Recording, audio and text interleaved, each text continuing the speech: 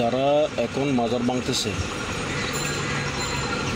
যারা এখন মাজার ভেঙে নিজেকে বড় ফলবান মনে করতেছে, ওরা তো আসলে ইসলাম দৃষ্টিতে কোনো মুসলমান হতে পারে না।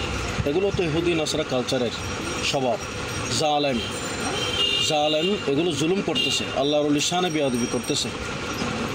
হাদিসে কুরসির মধ্যে মহান রব্বুল আলামিন বলেছেন, মান আদালি ওয়ালিয়ান ফাকাদ আযামতুহু বিল হারব।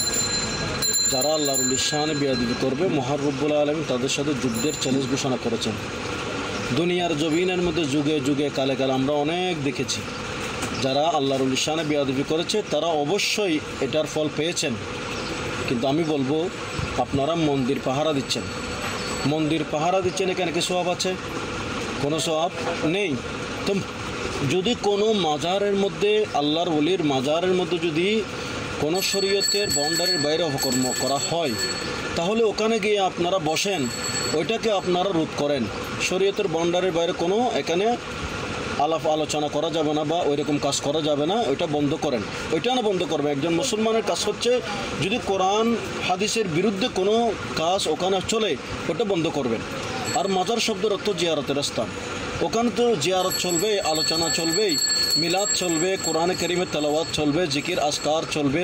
এটা তো মুসলমানের কাজ।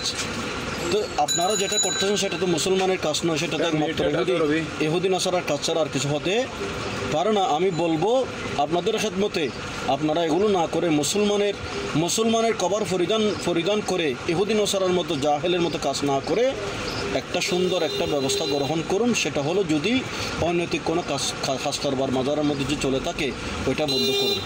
এটাই হলো ইসলামের সঠিক সুরাহা। আসসালামু আলাইকুম ওয়া রাহমাতুল্লাহ।